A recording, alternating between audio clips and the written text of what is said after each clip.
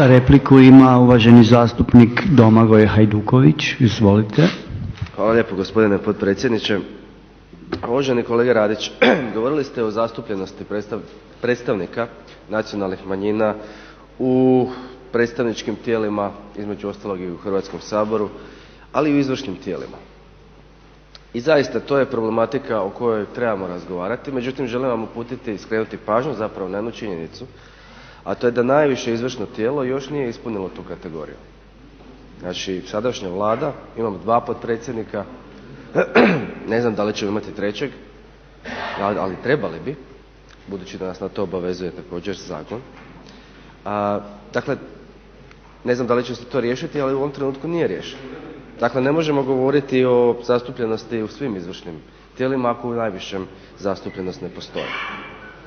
Kad ste već načeli temu odnosa, odnosno položaja Hrvata izvan Republike Hrvatske i recipročnosti odnosa kako Republika Hrvatska skrbi o svojim manjinama, želio bih to iskomentirati sa nekoliko rečenica. Mene zapravo više brine odnos koji Hrvatska ima prema svojim sunarodnjacima izvan Hrvatske, a reći ću vam i zašto.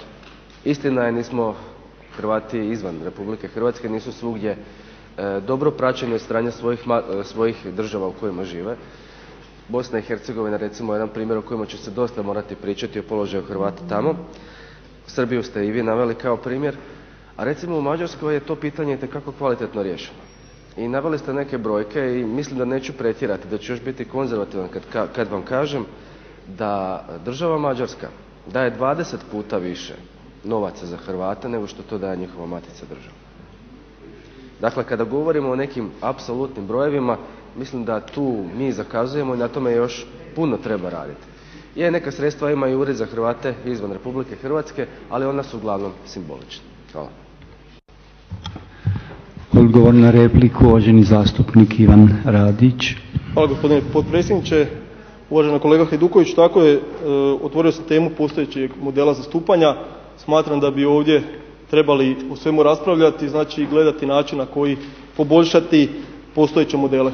I to je bio razlog zašto sam na to se osvrnuo. Što se tiče nacionalnih manjina, hrvatske nacionalne manjine u drugim državama, ja ću sam spomenuti da u Srbiji srbijanska strana još uvijek nije osigurala zajamčena mjesta predstavnicima Hrvata u Skupštini Republike Srbije, da je nedostatna zastupljenost Hrvatima u tijelima izvršne vlasti, spomenut ću i zadnji slučaj gašenja Radio Subotice, ogroman nesrazmjer u izdvajanju financijskih sredstava po svakom pripadniku nacionalne manjine u Hrvatskoj i Srbiji koji se kreće u omjeru otprilike 1:33 u korist Hrvatske.